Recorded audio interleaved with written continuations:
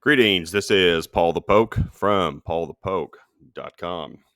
Welcome to This Week in Prophecy. Today's topics, we've got Hurricane Hilary, Maui fire, the Mark, Martyrs and Sweets, and we're going to close with a little competition. Before we get started, I'd like to just tell everybody thank you. Lots of folks reached out wishing myself, my wife, some health after the last week or so. Greatly appreciated, and really, I think it's very kind of you guys to take the time, drop a note, send some prayers our way, and it's greatly appreciated. So just a big thanks to everybody out there. Um, we're going to start with Luke 21 verse 25, and there will be signs in the sun, in the moon, and the stars, and on the earth distress of nations. Well, we got that going on. With perplexity, the sea and the waves roaring. Quoting Jesus. Which brings us to this weekend in the Pacific Southwest of the United States. Hurricane Hilary is approaching the Baja Peninsula in Mexico and the American metropolitans of San Diego, Los Angeles, and Las Vegas. So there are many firsts with this storm, and Hilary has yet to even make landfall. So this is the first tropical storm watch for Los Angeles County since they've been keeping these records. So that's kind of a big deal. And as of the writing of this post, it's been upgraded to a warning. Again, another first. And as I understand it, out in front of this has got a pretty good reach on it, but there's a little low pressure area, according to some of our weather experts out there. And it's already raining and going to soften things up before the big event arrives. So I did want to show you guys this. Have some incredible connections of media folks since I've been doing this. Had the opportunity to do this for a while now and get privy to some pretty good information out there. This is the latest and a live look of the United States. And again, this is the kind of stuff you're not going to get this just anywhere, but it's probably why you come to Paul the Poke. And I'm sure this has upset a few people. Now, for those of you who don't know, my wife's name is Hilary. This Hilary that we're watching right here, her name is spelled with two L's. Hurricane Hilary, Tropical Storm Hilary is spelled with one L. My wife's name is spelled with one L. And as my wife puts it, she's the nice one with one L. So, if any of you folks out there a little upset, a little triggered, just relax. We're having some fun. We're not taking it too seriously. It's a serious situation. Yes, I understand that. But some clever stuff out there. Just thought I'd share. This is from Reed Timmer, fellow Okie. Extreme Weather Chaser. I know some of you guys are familiar with him. In the past, I've shown some stuff from him. He, of course, is on his way. He's there. He had a report up on X. Probably called it Twitter earlier. Shame on me. Elon probably doesn't like that. But nonetheless, Reed is he's in San Diego, or he was earlier today. Extreme flooding potential from tropical cyclone Hilary. And again, first tropical storm watch for LA County, which is now warning. And bigger wind and heavier rains, catastrophic flooding possible. So, I mean, we're kind of somewhere in this area right here where things set. Well, actually, that's wrong. 3 a.m., 12 a.m., that'd be midnight tonight. We're kind of somewhere in here, and it's already starting to rain into California, Nevada, Arizona. So definitely want to keep our eyes on it. So the National Weather Service, LA branch, prepare for flooding, low-lying areas, normal dry drainages, heavy rainfall expected across SoCal with Tropical Storm Hilary. Expanded excessive rainfall outlook. So here's where they're expecting the rain. So somebody in there, they're expecting to get up to about 10 inches locally, a lot of widespread up to 3 to 5 inches of rain. Of course, it's so dry out there and hard. The water just doesn't absorb into the ground as fast as it would in other parts of the country. So, and we're going to have a mess somewhere. Now, my hope would be for these folks somewhere along here, the Colorado River Valley, they can get some water behind Hoover Dam, get that thing built up. I know it's come up like 30, 45 feet or so this past summer from all the snowpack from last winter. But that thing still is only like a third of capacity. They're going to need the water. I think it's Lake Mead. And I know a lot of focus is taking place on what's occurring in the southwest of the United States, but do pay attention to what's going on in the Atlantic Basin. We got 5 of these little suckers lined up out here, and this isn't going away anytime soon. And the thing that's very concerning is this Gulf of Mexico is the warmest it's ever been. So there's all kinds of fuel for storms to develop once they get into the Gulf, the Caribbean, and into the Atlantic Ocean. Lots of warm water in this part of the world. So, and for those of you who follow along, I know you are aware of, we got the fall feast coming up here inside of about a month. And crazy times. I think we're in for something wild coming up this next month. I don't know what, but usually happens like clockwork. And we're going to transition from Hurricane Hilary to Exodus 20, verse 3, you shall have no other gods before me. Now, the point of this is not to just beat this guy up. This is what happens when an individual has a worldview. And this is what can happen when an individual has a worldview that is different than the God of the Bible, the Judeo-Christian God, Father, Son, Spirit, Trinity, as we know, as believers in Jesus Christ, his Father, he's the Son, and the Spirit, one God, triune God. And he said in Exodus 20, verse 3, you shall have no other gods before me. And I hear the argument from people all the time, atheists or whatever. Well, he's a pretty selfish God. Don't you think he's got some thin skin? And then he need to toughen it up a little bit. And is what it boils down to is obedience. Now, just want to contrast this with Kaleo Manuel. He is the Deputy Director, State of Hawaii, Department of Land and Natural Resources, Commission of Water Resource Management. Now, this, and again, I'm not going to blast him as a pagan and a heretic or going to hell, whatever. That's not the point of this. But this guy has his gods, or as we like to say in our culture, well, that's your truth. That's my truth. Don't judge me. Okay, that's fine.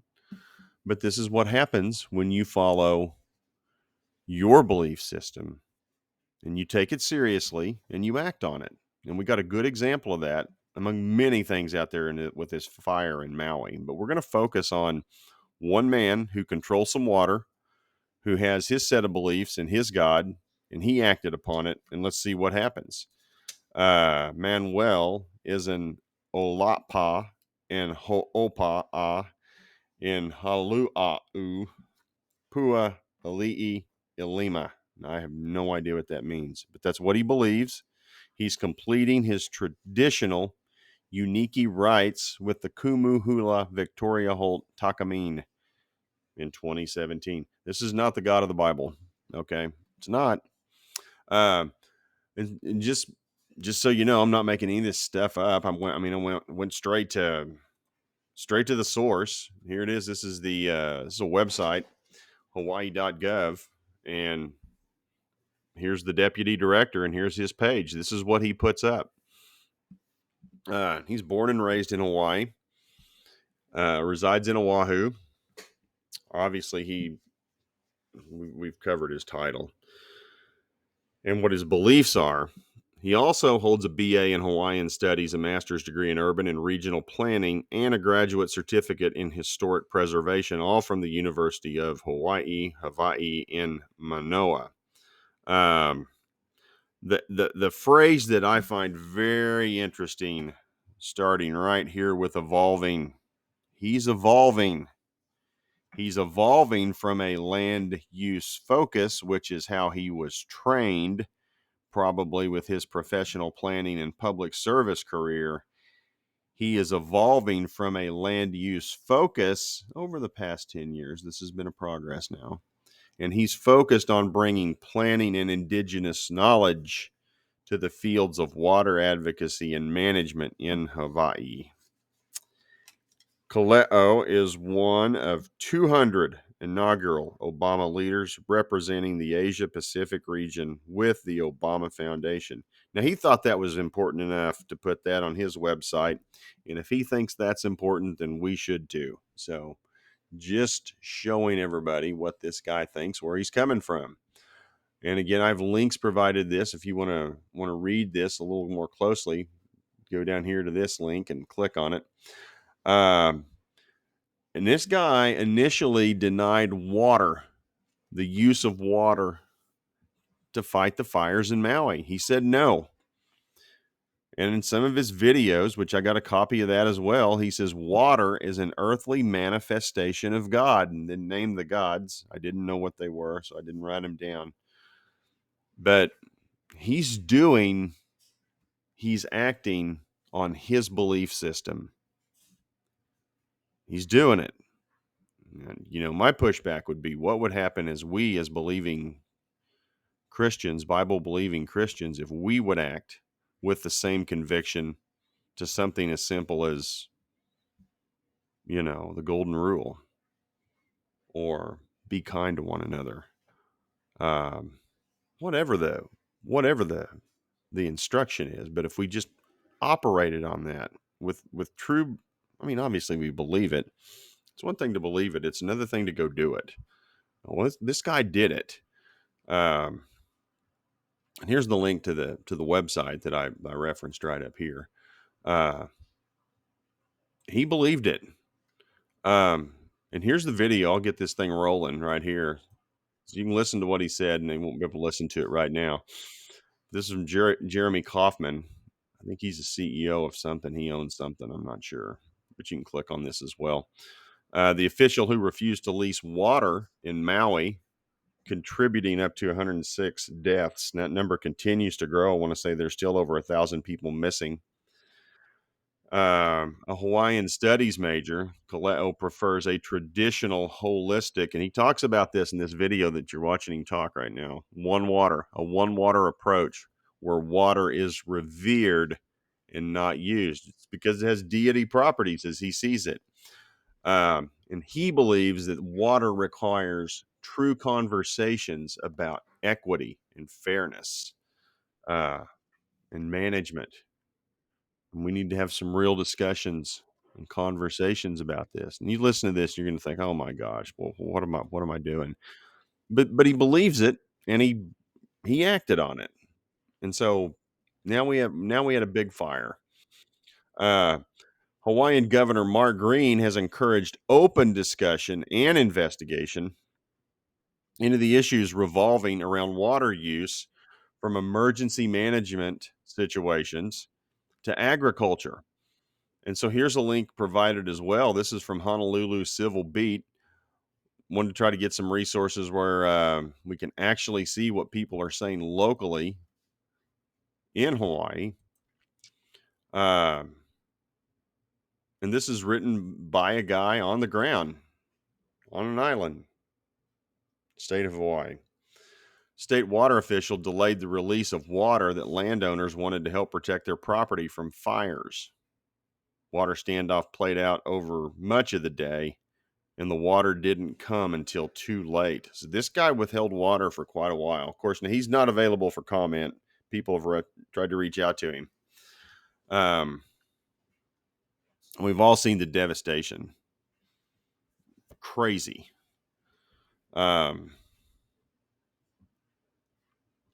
He initially balked at West Maui Land Company's request for additional water to help prevent the fire from spreading to properties managed by the company. He said no, let it burn.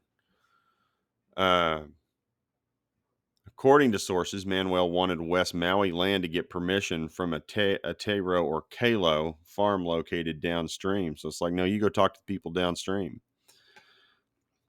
Manuel eventually released the water, but not until after the fire had spread. Now, when and the timing, he wasn't an active, hey, I'm wanting to help out. And a lot of this has to do with the traditional practice of growing taro or kalo. So it's some of these indigenous plants and farms on the islands, and they're fighting over water rights.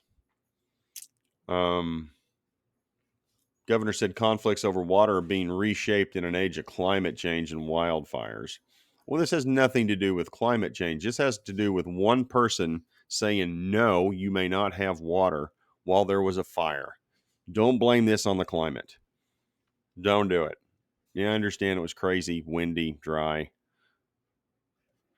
Arguably got started by some power lines, which, in a lot of places when it's real windy, they turn the power off to prevent this, but for whatever reason.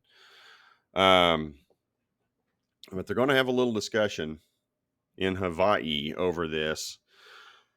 Green said the state is in the midst of a comprehensive review by Attorney General Ann Lopez. Decisions made before and during the firefighting efforts. And some people are wanting this guy arrested for murder, whether it be, originally manslaughter for his lack of inactivity and withholding resources to fight the fire. And they tried to pass a bill on this and it got shut down. Interesting little discussion, something we may want to follow. I doubt we haven't seen a whole lot or heard a whole lot about it.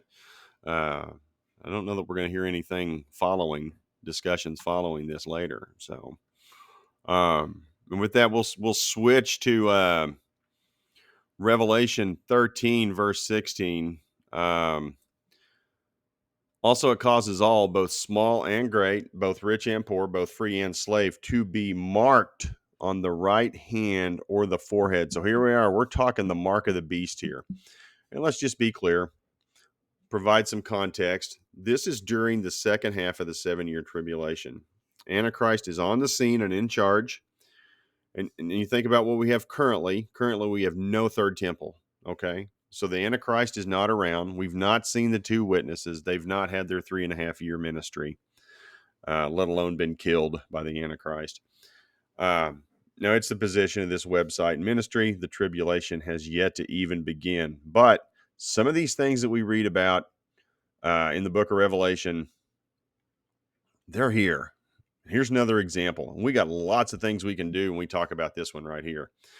I'll show the video first. She's so excited. This is from Illuminati Bot. And he's right. The public has no idea what's coming. And he thinks things will escalate very quickly now. And I would argue they have been escalating and continue to escalate quickly. But she's going to pay for her groceries. She's at Whole.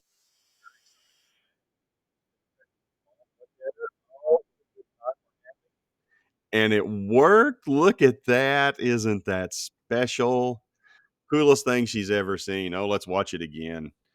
As we watch this, some of these people up in some of the Scandinavian countries, I think Sweden, they're chipping people in their right hand between their thumb and index finger, just putting a little chip, embedding a chip there, and then they drop that over a device to pay for things from a commerce standpoint. So we got lots of different things available to our resources, and I think Australia is making a real hard push to go cashless. China has WhatsApp. They're doing everything through an app. Elon's wanting to do something through an app, which makes me a little nervous. But we got multiple technologies out there that are capable of doing the sort of thing that we read about up here in Revelation 13, verse 16. And again, we're not there, but we're trending there. And this particular technology, this is Amazon's Palm Pay. My wife got to the bottom of this and found out about this. Now, what you need to know about Amazon One, this is fast and it's free. Notice that it's free with all capitals, FREE, free identity service that allows you to enter, identify, and pay using only your palm. You can sign up today if you'd like to. And your palm is all you need. Look, everybody's happy. The consumer, the cashier, just put your hand over the palm. It's all good. You can earn and redeem rewards using this program. Get in, pay, and be on your way. Ditch your wallet and breeze through checkouts and entry gates with ease. Just hover your palm over an Amazon One device and get going. That's great. It's your palm. It's your choice, of course. Except if you want a vaccine, that's not your choice. You're in control because no two palms are alike, and it's truly a contactless interaction. So easy as 3, 2, 1. All you need to do is hover your palm. I'm not going to show you how this thing works. I think we all get the flavor of how it works, but it is what it is, and yet another sign of the times. Just where we are. We're going to stay in Revelation. Now this passage has always perplexed me and it never made sense to me. Specifically, we're going to talk about in and around verse 10, but provide a little context here. When the two witnesses have finished their testimony, the beast that comes up from the abyss will wage war with them and will overpower and kill them.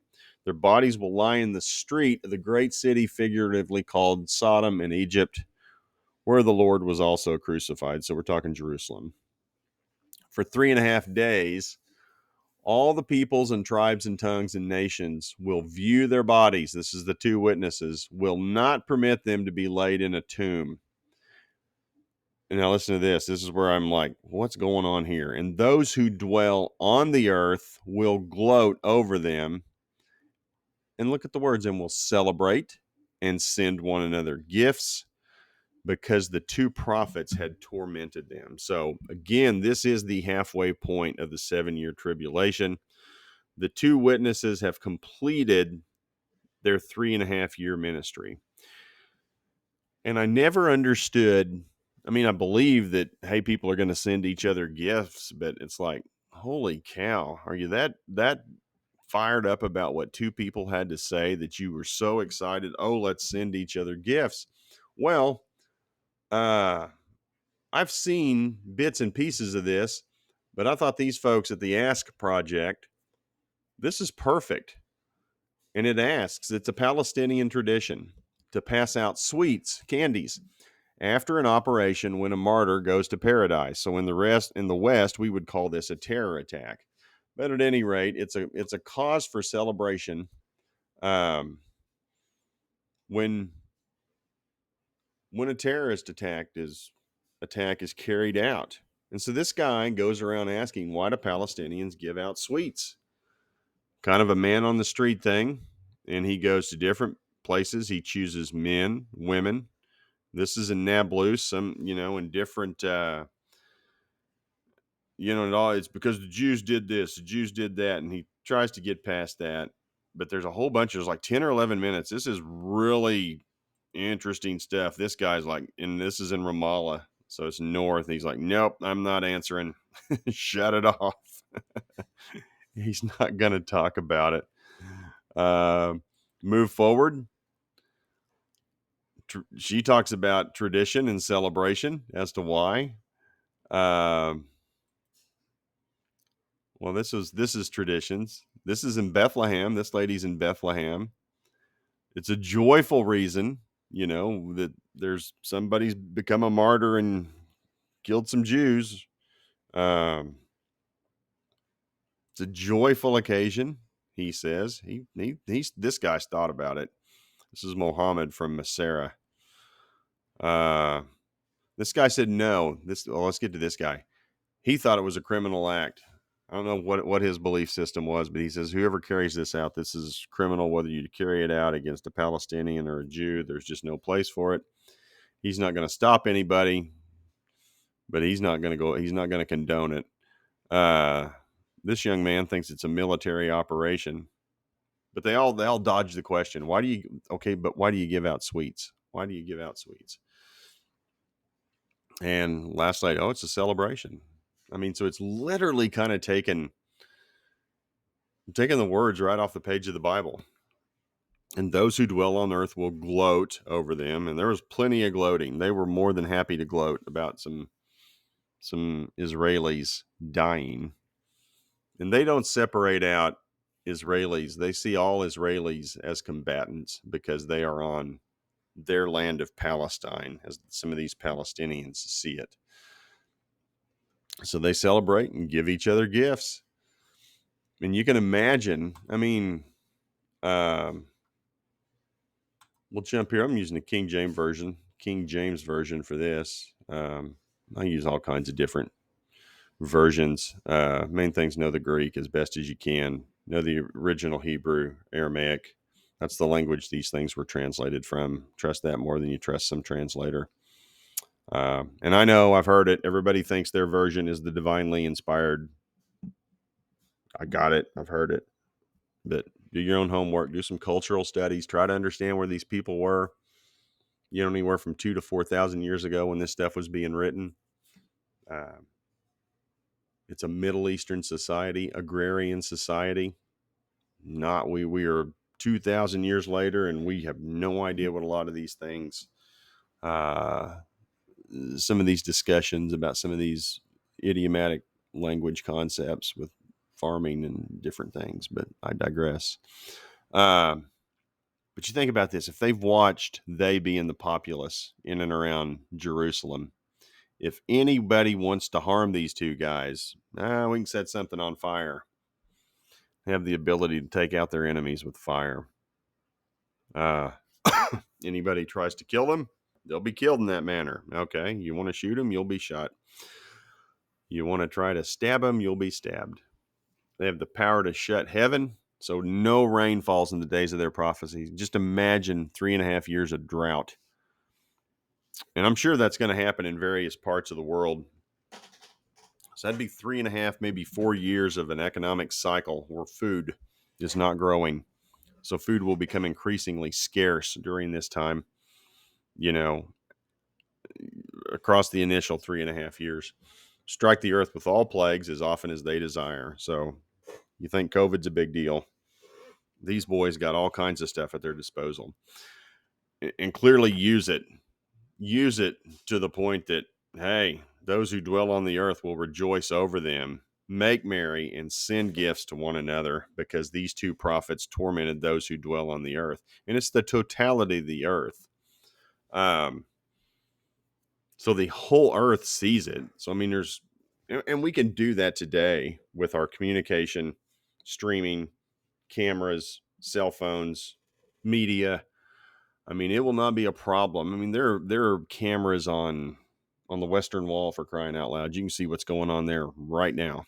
So that's not a stretch, even here in, August of 23. Let alone, if this were to start in, I don't know, next 10 years, communications are only going to get better. Should be easier for all of us to see it. More people are going to have cell phones. We'll be able to watch it. Just saying. Remember when I brought that up? Oh gosh, this would have been mid-90s. I suggested that to a pastor at the time. He laughed at me, scoffed at me. He thought it was just crazy talk. I don't know. I think we're there. It's just going to get better from communication ability to view this kind of stuff. But anyway, I digress again.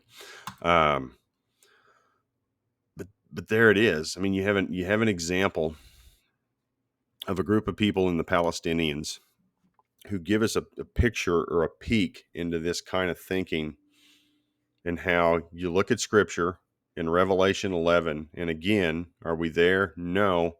But this tradition of celebration and sending each other gifts over some people dying, well, we're watching that happen in our world. And except for, and this is within a region of the Promised Land off the Mediterranean coast. What's talked about here in Revelation 11 is global in scale. So, interesting thoughts. We're going to close with 2 Timothy 2, verse 5. And if someone likewise competes as an athlete, he is not crowned as victor unless he competes according to the rules. Shout out to my wife. She found this verse. And we think a lot about this because, currently we have a couple of young ladies in our home and they're competing. Um, and thankfully, we have not encountered any of this. Transgender athletes. I won't be surprised when it happens. I need to continue to think about my response to that. At any rate, transgender powerlifter sets Canadian national record.